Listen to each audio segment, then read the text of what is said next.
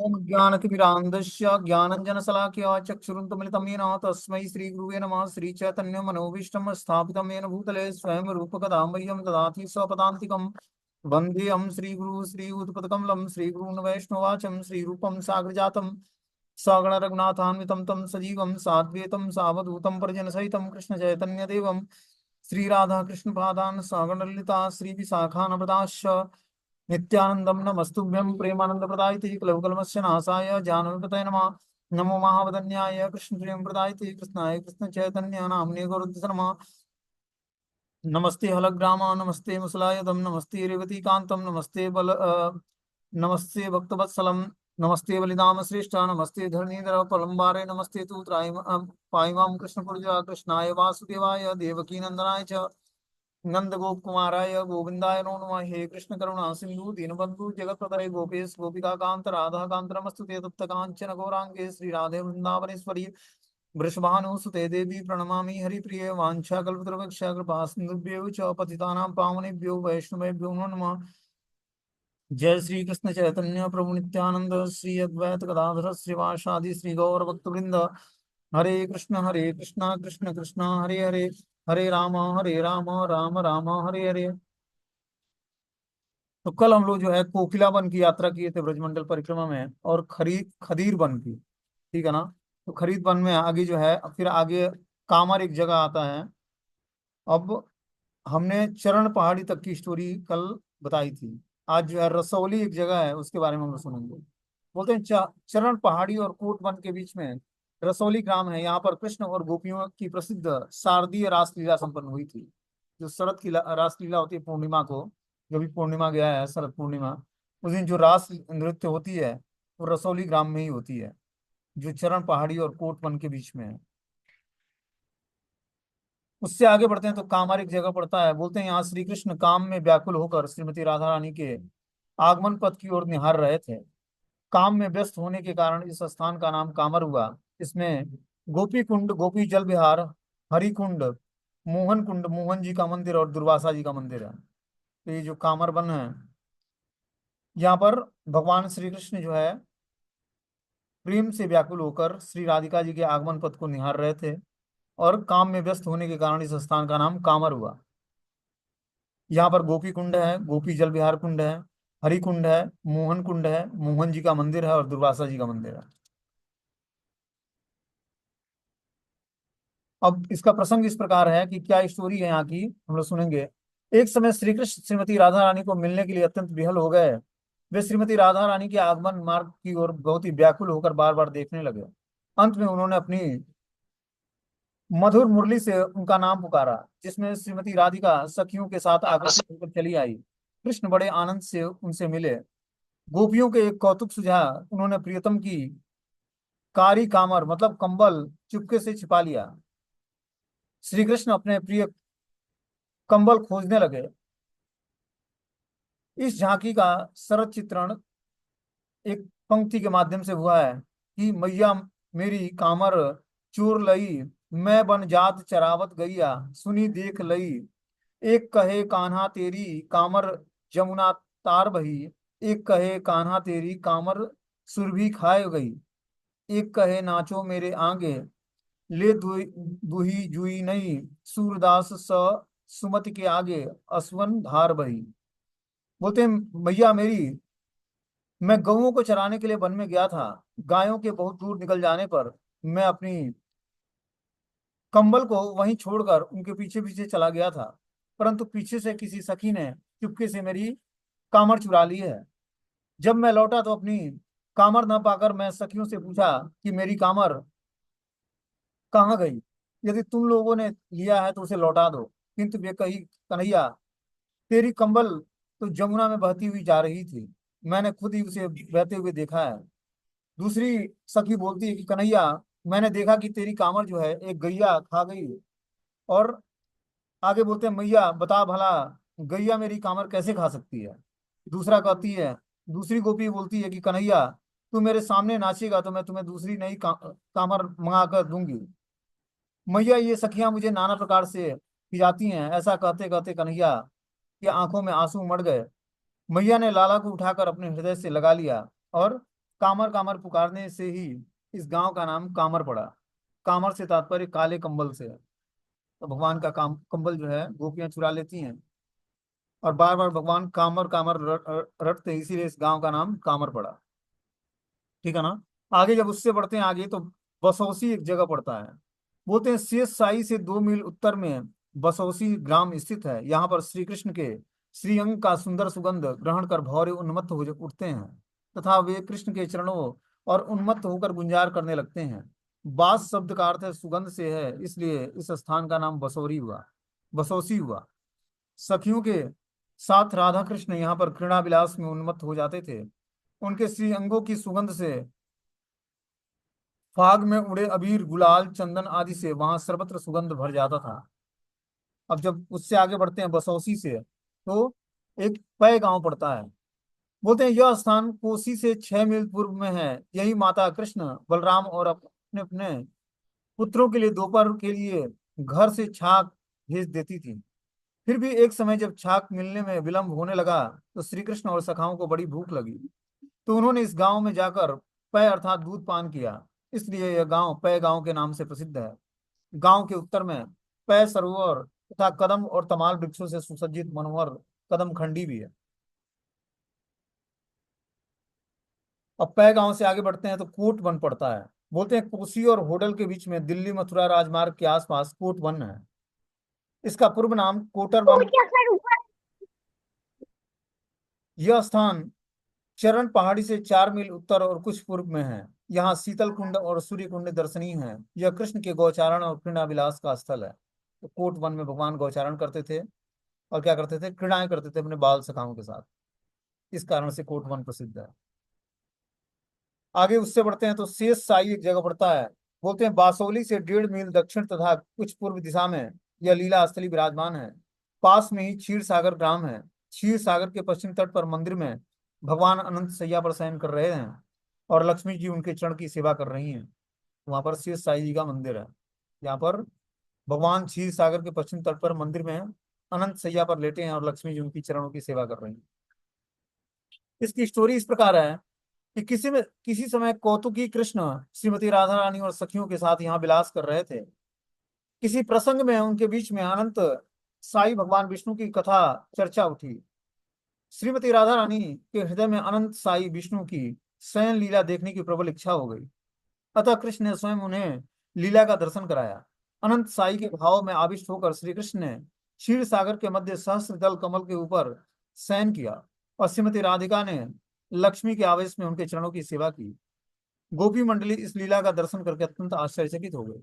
तो यहाँ पर भगवान जो है शेष सैया पर लेट कर और विष्णु फॉर्म में आ जाते हैं, और राधा रानी स्वयं उनके चरण दबाती हैं लक्ष्मी के रूप में। इसलिए इसको शेष साई मंदिर बोलते हैं। शेष साई जगह का नाम है। श्री रघुनाथ दास गोस्वामी ने ब्रज विलास सत्व में इस लीला को इंगित किया है कि अतिशय कोमलांगी श्रीमती राधिका श्री कृष्ण के अतिशय कोमल सुमनोहर चरण कमलों को अपने वक्षस्थल के समीप लाकर भी उन्हें अपने वक्षस्थल पर इस भय से धारण नहीं कर सकी कि कहीं हमारे कर्कश कुचाग्रस्य के स्पर्श से उन्हें कष्ट न हो। उन शेष साई कृष्ण के मनोरम गोष्ठ में मेरी स्थिति हो। श्री चैतन्य महाप्रभु ब्रज दर्शन के समय यहाँ पर उपस्थित हुए थे तथा इस लीला स्थली का दर्शन कर प्रेमाविष्ट हो गए थे। यह मनोहर कदम वन है। यहीं पर प्रोढ़नाथ तथा हिंडोल का दर्शन होता है। पास में ही श्री वल्लभाचार्य जी की बैठक है। आगे जो उससे बढ़ते हैं तो खामी गांव पड़ता है। बोलते हैं इसका अन्य नाम खम्बहर है। यह गांव ब्रज की सीमा पर स्थित है। श्री वज्रनाभ महाराज ने ब्रज की सीमा का निर्णय करने के लिए यहाँ पर पत्थर का एक खंभा गाड़ा था। पास ही बंचारी गांव भी है। ये दोनों गांव ब्रज की उत्तर पश्चिम सीमा पर होडल से 4 मील उत्तर पूर्व में स्थित है। यहाँ लक्ष्मी नारायण और महादेव जी के दर्शन होते हैं। तो खामी गांव में लक्ष्मी नारायण जी और महादेव जी के दर्शन होते हैं, मतलब उनका मंदिर है। खामी गांव से आगे बढ़ते हैं तो खयूर एक जगह पड़ता है। बोलते हैं इसका दूसरा नाम खरेरू है। द्वारकापुरी से आकर यहाँ बलदेव जी ने सखाओं से खैर अर्थात मंगल समाचार पूछा था। यह गौचारण का स्थान है। यह स्थान से साई से 4 मील दक्षिण पर स्थित है। यहाँ पर द्वारकापुरी से भगवान बलदेव आते हैं और क्या करते हैं, ग्वाल ग्वाल बालों से उनके मंगल का समाचार पूछते हैं, इसलिए इसका नाम मतलब खैर लेते हैं उनकी। खैर लेना मतलब समाचार सुनना। इस कारण से इसका नाम खैरो पड़ा है। अब जब खैरो से आगे बढ़ते हैं तो बनछौली एक जगह पड़ती है। बोलते हैं यह गांव खरेरो से 2.5 मील पूर्व और पै गांव से 4 मील उत्तर पश्चिम में स्थित है। यहाँ पर कृष्ण की रासलीला हुई थी, इसलिए ये गांव प्रसिद्ध है। अब बनछौली से आगे बढ़ते हैं तो उजानी एक जगह पड़ता है। बोलते हैं यह स्थान पै गांव से 4 मील उत्तर पूर्व में छाता सिरगढ़ राजमार्ग से निकट है। श्री कृष्ण की सुमधुर वंशी ध्वनि को सुनकर यमुना जी उल्टी बहने लगी थी। उजानी शब्द का अर्थ उल्टा बहने से है। आज भी यह दृश्य यहाँ दर्शनीय है। भगवान की वंशी की ध्वनि सुनकर यमुना मैया उल्टा बहने लगी, मतलब धारा के विपरीत उनका धारा बहने लगा। इसीलिए इस गांव का नाम उजानी, उजानी मतलब धारा के विपरीत उल्टा बहना। अब आगे जो है खेलन बन पड़ता है। इसका नामांतरण शेरगढ़ है। यह स्थान उजानी से 2 मील दक्षिण पूर्व में स्थित है। यहाँ पर गौचारण के समय श्री कृष्ण और श्री बलराम सखाओं के साथ विविध प्रकार के खेल खेलते थे। श्रीमती राधिका भी यहाँ पर अपनी सखियों के साथ खेलती थी। इन्हीं सब कारणों से इस स्थान का नाम खेलन बना। यहाँ पर गौचारण के समय श्री कृष्ण और बलराम अपने सखाओं के साथ खेलते थे और श्री राधिका अपनी सखियों के साथ खेला करती थी, इसलिए इस जंगल का नाम खेलन बना। अब आगे जब बढ़ते हैं, इसका प्रसंग क्या है कि एक समय नंद बाबा गोप और गोपियों और गौओं के साथ यहीं पर निवास कर रहे थे। वृषभानु बाबा भी अपने पूरे परिवार और गोधन के साथ इधर ही कहीं निवास कर रहे थे। जटिला और कुटिला दोनों ही अपने को ब्रज के पतिव्रता नारी समझती थी। राधिका पतिव्रता नहीं है, दोनों उनके विरुद्ध तरह तरह से अपप्रचार करती थी। ऐसा देखकर एक दिन कृष्ण ने अस्वस्थ होने का बहाना किया। उन्होंने इस प्रकार दिखलाया कि मानो उनके प्राण निकल रहे हों। यशोदा जी ने वैद्यों तथा मंत्रज्ञ ब्राह्मणों को बुलवाया, किंतु वे कुछ भी नहीं कर सके। अंत में योग माया पूर्णमासी वहां उपस्थित हुई। उन्होंने कहा कि यदि कोई पतिव्रता नारी मेरे दिए हुए सैकड़ों छिद्रों से युक्त इस घड़े में यमुना का जल भर लाए तो मैं मंत्र द्वारा कृष्ण का अभिषेक कर दूंगा, तो कन्हैया अभी स्वस्थ हो जाएगा, अन्यथा बचना असंभव है। यशोदा जी ने जटिला और कुटिला को बुलाया और उनसे उस विशेष घड़े में यमुना जल लाने के लिए अनुरोध किया। बारी बारी से वे दोनों यमुना के घाट पर जल भरने के लिए गई, किंतु जल की एक बूंद भी उस घड़े में लाने में असमर्थ रही। ये वे यमुना घाट पर उक्त कलश को रखकर इधर इधर से उधर ही घर लौट गई। अब योग माया पौर्णमासी ने के परामर्श से मैया यशोदा ने श्रीमती राधिका से सहस्त्र छिद्र युक्त उस घड़े में यमुना जल लाने के लिए अनुरोध किया। उनके बार बार अनुरोध करने पर श्रीमती राधिका का उस सहस्त्र छिद्र युक्त घड़े में यमुना जल भर ले आई। एक बूंद जल भी उस घड़े से नीचे नहीं गिरा। पूर्णमासी ने उस जल से कृष्ण का अभिषेक किया। अभिषेक करते ही कृष्ण संपूर्ण रूप से स्वस्थ हो गए। सारे ब्रजवासी इस अद्भुत घटना को देखकर विस्मित हो गए। फिर तो सर्वत्र ही श्री राधिका जी के पातिव्रत धर्म की प्रशंसा होने लगी। यहाँ बलराम कुंड, खेलन गांव, खेलन वन, गोपी घाट, श्री राधा गोविंद जी, श्री राधा गोपीनाथ और श्री राधा मदन मोहन दर्शनीय है। तो इस तरह से भगवान कृष्ण जो है राधा रानी के पतिव्रता होने का एक उदाहरण स्थापित करते हैं। और ये दिखाते हैं कि जो है जटिला और कुटिला जो हैं, जो उनकी नंद और सास हैं राधा रानी की, वो उतनी पवित्र नहीं है जितना राधा रानी पवित्र है। अब उससे जब आगे बढ़ते हैं तो राम घाट एक जगह पड़ता है। बोलते हैं शेरगढ़ से 2 मील पूर्व में यमुना के तट पर राम घाट स्थित है। इस गांव का वर्तमान नाम ओबू है। यहाँ बलदेव जी ने रासलीला की थी। द्वारका में रहते रहते श्री कृष्ण और बलराम को बहुत दिन बीत गए। उनके विरह में ब्रजवासी बड़े ही व्याकुल थे। उनको सांत्वना देने के लिए श्री कृष्ण ने श्री बलदेव जी को ब्रज में भेजा था। उस समय नंद गोकुल यही आस पास निवास कर रहा था। ब्रज बलदेव जी ने चैत्र और वैशाख के 2 मास में नंद ब्रज में रहकर माता पिता सखा और गोपियों को सांत्वना देने की भरपूर चेष्टा की थी।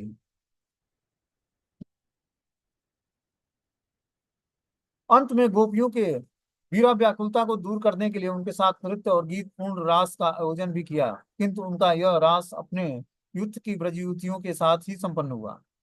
तो बलराम जी भी रास रचाते हैं और कृष्ण भी रास रचाते हैं, लेकिन जो बलराम जी जिस गोपियों के साथ रास रचाते हैं, उससे उसके साथ कृष्ण रास नहीं करते हैं।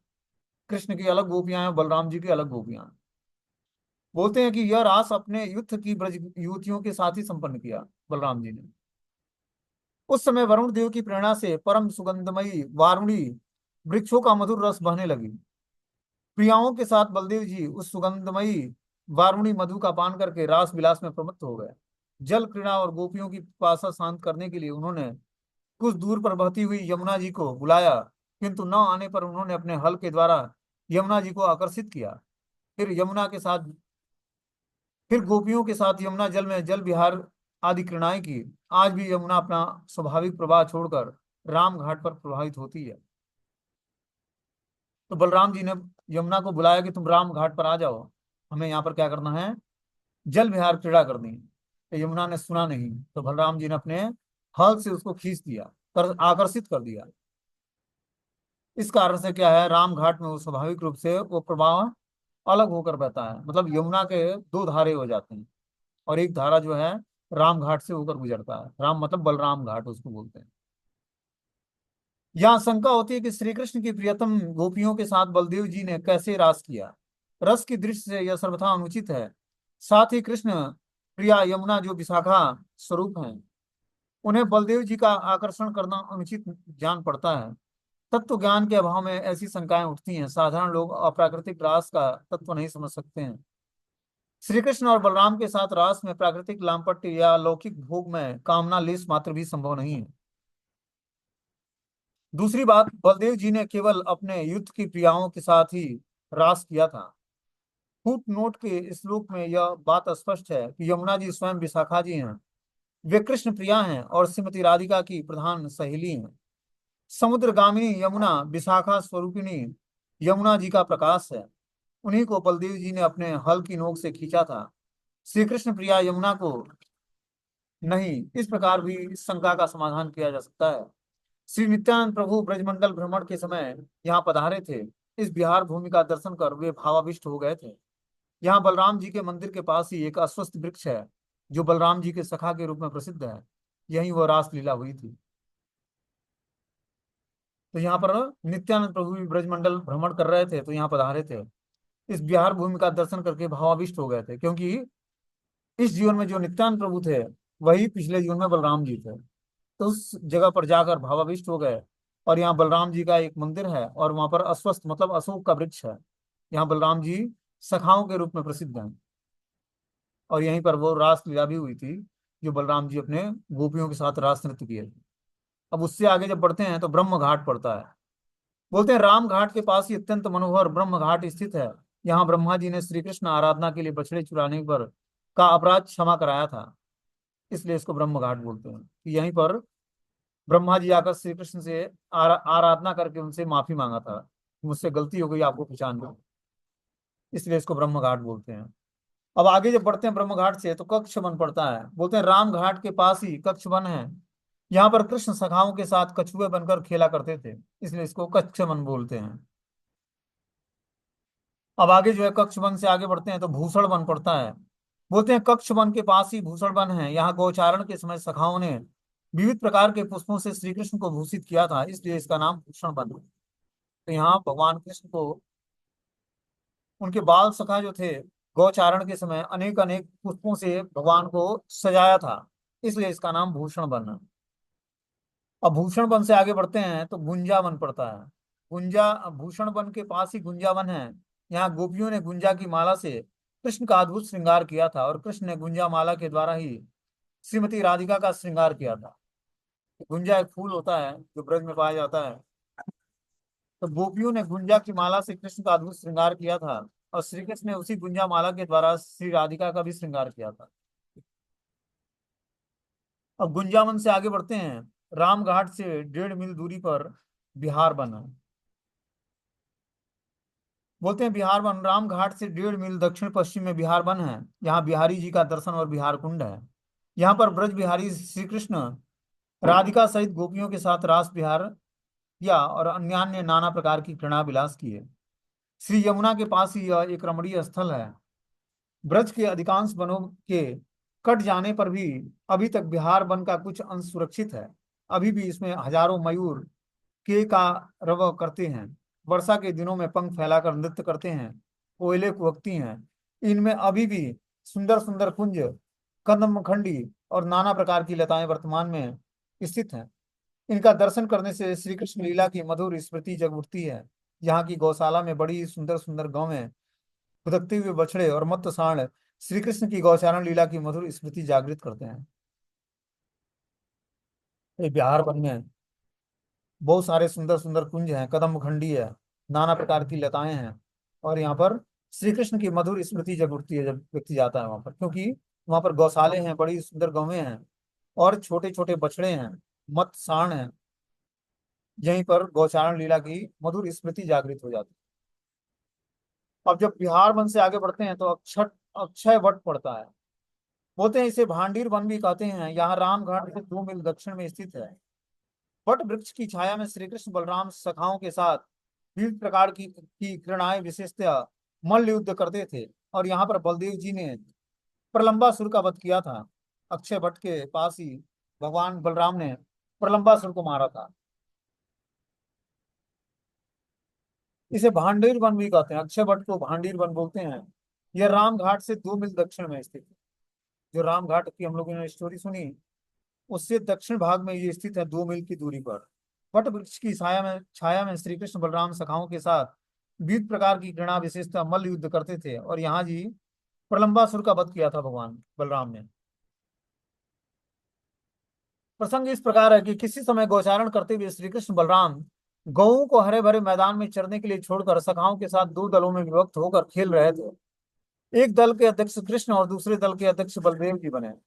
इस खेल में यह शर्त थी कि जो दल पराजित होगा वही जीतने वाले दल के सदस्यों को अपने कंधों पर बैठाकर भांडीर वन के नियत स्थान की दूरी तक लेकर जाएगा, जहां वहां से लौटकर भांडीर वन तक लाएगा। कंस द्वारा प्रेरित प्रलंबासुर भी सुंदर सखा का रूप धारण करके कृष्ण के दल में प्रविष्ट हो गया। कृष्ण ने जानबूझकर नए सखा को प्रोत्साहन देकर अपने दल में रखा। खेल में श्री कृष्ण श्रीदामा के द्वारा और प्रलंबासुर बलराम के द्वारा पराजित हुए। शर्त के अनुसार श्री कृष्ण श्रीदामा को और प्रलंबासुर बलराम को कंधे पर बैठाकर नियत स्थान की तरफ भागने लगा। कृष्ण अपने गंतव्य की स्थान की ओर चल रहे थे, किंतु दुष्ट प्रलंबासुर बलदेव को कंधे पर बैठाकर नियत स्थान की ओर न जाकर गंभीर निर्जन स्थान की ओर भागने लगा। कुछ ही देर में उसने अपने विकराल राक्षस का रूप धारण कर लिया। वह कंस के आदेशानुसार पहले बलदेव जी का वध, बाद में श्री कृष्ण का वध करना चाहता था। बलदेव भगवान पहले तो कुछ की कर्तव्य विमूढ़ से दिखे, किंतु कृष्ण का इशारा पाकर अपने मुष्टिक के आघात से ही असुर का मस्तक विदीर्ण कर दिया। वह रुधिर वमन करता हुआ पृथ्वी पर लौटने लगा। सखाओं के साथ कृष्ण वहां उपस्थित हुए और बलराम को आलिंगन करते हुए उनके बल और धैर्य की प्रशंसा करने लगे। तो ये लीला यहाँ पर संपन्न हुई थी। ठीक है ना। आगे एक और यहाँ पर लीला संपन्न हुई थी। बोलते हैं एक दिन सखियों के साथ श्रीमती राधिका श्री कृष्ण के साथ लीला विहार विलास कर रही थी। उन्होंने श्री कृष्ण के साथ प्राण वल्लभ आप बड़ी डिगे हाँकते हैं और मल विद्या विशारदों को भी मैंने परास्त किया है। इतना होने पर भी आप श्रीदामा से कैसे पराजित हो सकते हैं? श्री कृष्ण उत्तर दिए कि यह संपूर्ण रूप से मिथ्या है। संपूर्ण विश्व में मुझे कोई जीत नहीं सकता है। मैं कभी भी श्रीदामा से नहीं हारा हूं। ऐसा सुनकर राधिका ने कहा, यदि ऐसी बात है तो हम गोपियां आपसे मल्ल युद्ध करने के लिए प्रस्तुत होंगे। यदि आप हमें पराजित कर देंगे तो हम समझेंगे कि आप यथार्थ में सर्वश्रेष्ठ मल्ल योद्धा हैं। किंतु गोपियों ने मल्लवेश धारण किया। श्री राधिका के साथ कृष्ण का मल्ल युद्ध हुआ, जिसमें कृष्ण सहज ही परास्त हो गए। सखियों ने ताली बजाकर श्रीमती राधा रानी का अभिनंदन किया।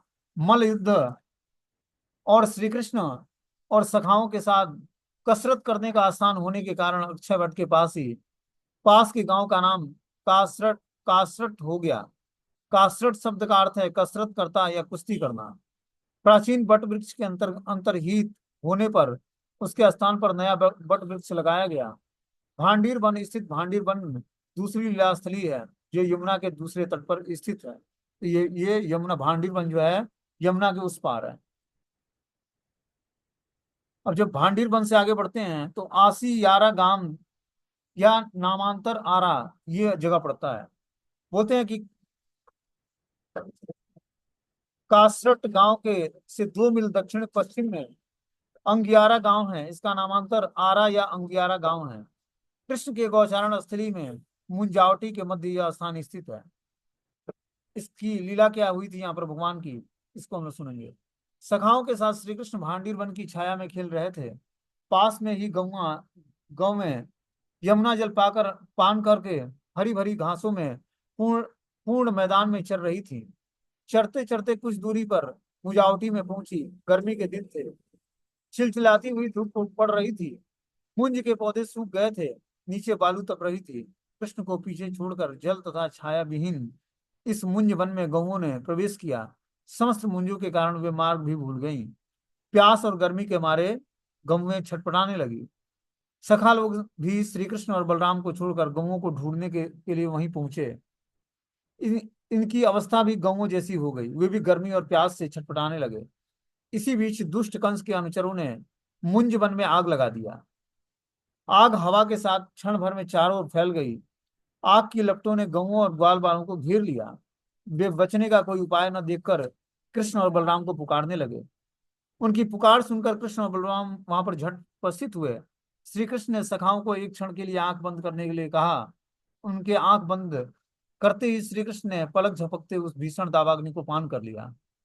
सखाओं ने आंख खोलते ही देखा कि वे सभी भांडीर वन की सुशीतल छाया में कृष्ण बलदेव के निकट हैं और पास में ही गौएं भी आराम से बैठी हुई जुगाली कर रही हैं। कृष्ण के शरणागत होने पर सांसार रूपी दावानल से पीड़ित जीव का उससे सहज ही उद्धार हो जाता है। यह लीला यहीं पर हुई थी। तो यहीं पर भगवान जो है आंगियारा गांव में ही भगवान ने अग्नि का पान किया था, ठीक है ना, और अपने ग्वाल बाल मित्रों को बचाया था। दावानल पान एक लीला होती है ना भगवान कृष्ण की। भगवान क्या करते हैं, सारे अग्नि को अपने मुंह के अंदर समाहित कर लेते हैं और सारे ग्वाल बाल और गैयों की रक्षा करते हैं। तो ये लीला यहीं पर संभव हुई थी। आगे बोलते हैं कि मुंजावटी का दूसरा नाम इसी काटवी भी है। यमुना के उस पार भांडीर गांव है। इस भांडीर गांव ही मुंजावटी कहलाती है।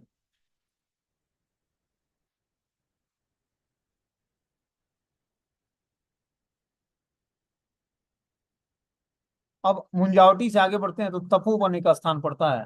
क्या बोलते हैं कि यह स्थान अक्षय वट की पूर्व दिशा में 1 मील दूर यमुना के तट पर अवस्थित है। गोप कन्याओं ने श्री कृष्ण ही हमारे पति हैं इस कामना से आराधना की थी। कहते हैं कि ये गोप कन्याएं भी वही हैं जो पूर्व जन्म में दंडकारण्य में श्री कृष्ण को पाने की लालसा में तपस्या में रत थी तथा श्री रामचंद्र की कृपा से द्वापर में गोपी गर्भ से जन्म लिया था। इनके जनकपुर का राजकन्या भी सम्मिलित थी जो सीता की भांति श्री रामचंद्र से विवाह करना चाहती थी। वे भी श्री रामचंद्र की कृपा से द्वापर युग के अंत में ब्रज में गोप कन्याओं के रूप में जन्म ली थी। इन्हीं गोप कुमारियों को की श्री कृष्ण प्राप्ति के लिए आराधना का स्थल और यह तपोवन कहलाता है। ब्रज की श्री ललिता और विशाखा आदि नित्य सिद्ध सखियां अंतरंग स्वरूप शक्ति श्रीमती राधा रानी की काव्य व्यूह स्वरूपा हैं। उन्हें तप करने की कोई आवश्यकता नहीं है। तो जो ललिता और विशाखा सखी हैं, ये राधा राधा रानी की काव्य व्यूह स्वरूपा हैं। इस कारण से तपोवन में इनको तपस्या करने की आवश्यकता नहीं थी। तपस्या उनको करनी थी जो सीता की भांति श्री रामचंद्र से विवाह करना चाहती थी और इस कारण से वो द्वापर युग में ब्रज में गोप कन्याओं के रूप में जन्म लिया था। उनके लिए तपोवन की तपस्याएं थी। अब जब तपोवन से आगे बढ़ते हैं तो गोपी घाट पड़ता है। बोलते हैं यहाँ ऊपर उपरोक्त तो गोपियां यमुना में स्नान करती थी, इसलिए इसका नाम गोपी घाट है। अब गोपी घाट से आगे बढ़ते हैं तो चीर घाट है। बोलते हैं इस लीला स्थली यह लीला स्थली अक्षय वट से 2 मील पश्चिम में स्थित है। गोप कुमारियों ने श्री कृष्ण पति के रूप में प्राप्त हो इस आशय से 1 मास तक नियमित रूप से नियम व्रत आदि का पालन करते हुए कात्यायनी देवी की पूजा की थी। व्रत के अंत में कुछ प्रिय नर्म सखाओं के साथ श्री कृष्ण ने गोपियों के वस्त्र हरण किए और उन्हें उनकी अभिलाषा पूर्ण होने का वरदान दिया। यमुना के तट पर यहाँ कात्यायनी देवी का मंदिर है। गांव का वर्तमान नाम सियारो है। तो यहाँ पर जो है ये लीला संपन्न हुई थी कि यहाँ पर नियमित रूप से नियम व्रत आदि का पालन करते हुए कात्यायनी देवी की पूजा करते थे। कौन? गोप कुमारियां सारी श्री कृष्ण को पति के रूप में प्राप्त करने के लिए। व्रत के अंत में कुछ प्रिय नर्म सखाओं के साथ श्री कृष्ण ने गोपियों के वस्त्र हरण कर लिए और उन्हें उनकी अभिलाषा पूर्ण होने का वरदान दिया। इस तरह से भगवान वस्त्र हरण कर लेते हैं, और जब वो गोपियां नाराज हो जाती हैं तो भगवान उनकी अभिलाषाओं को पूर्ण करने का वरदान भी देते हैं। यमुना के तट पर यहाँ पर कात्यायनी देवी का मंदिर है। गांव का वर्तमान नाम सियारो है। तो यहाँ पर गोपियां कात्यायनी देवी की पूजा करके और भगवान कृष्ण की भक्ति मांग उनसे मतलब याचना करती थी कि हमें कृष्ण भक्ति मिल जाए। तो यहाँ पर कात्यायनी देवी का मंदिर भी है। आगे जो है, चीर घाट से आगे बढ़ते हैं तो नंद घाट पड़ता है। यह स्थान गोपी घाट से 2 मील दक्षिण और अक्षय वट से 1 मील दक्षिण पूर्व में विराजमान है। प्रसंग इस प्रकार है कि एक बार नंद महाराज ने एकादशी व्रत का किया और द्वादशी लगने पर रात्रि की बेला में वे इसी घाट पर स्नान कर रहे थे। यह आसुरी का बेला थी, इसलिए वरुण के दूत उन्हें पकड़कर वरुण देव के सामने ले आए। यमुना जी ने महाराजा नंद के अदृश्य होने का समाचार पाकर ब्रजवासी लोग बड़े ही दुखी हुए। ब्रजवासियों का क्रंदन देखकर श्री कृष्ण और बलराम को उनकी देख रेख करने के लिए यहीं छोड़कर स्वयं वरुण लोक में गए। वहां वरुण देव ने कृष्ण को देखकर नाना प्रकार से उनकी सत्व स्तुति की और उपहार स्वरूप नाना प्रकार के मणिमुक्ता अलंकार आदि भेंट कर अपने इस कृत्य के लिए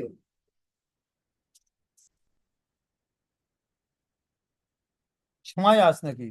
श्री कृष्ण पिता श्री नंद महाराज को लेकर इसी स्थान पर पुनः ब्रजवासियों से मिले थे। अब आगे जो है दूसरा प्रसंग है इसका।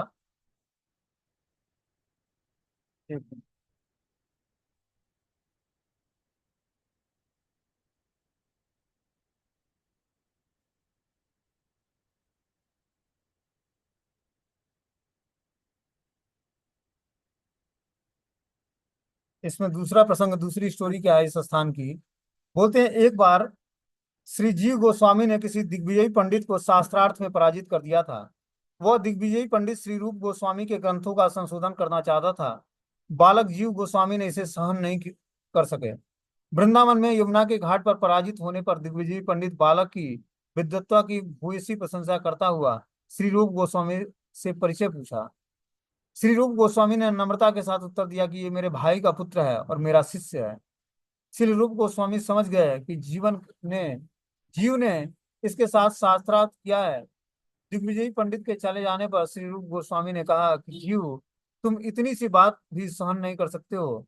अभी भी तुम्हारे अंदर प्रतिष्ठा की लालसा है, अतः तुम अभी यहाँ से चले जाओ। श्रील जीव गोस्वामी श्रील रूप गोस्वामी के कठोर शासन वाक्य को सुनकर बड़े दुखी हुए। वे वृंदावन से नंद घाट के निकट यमुना के किनारे सघन निर्जन वन में किसी प्रकार बड़े ही कष्ट से रहने लगे। ये यमुना के तट पर मगरों की माद में रहते थे।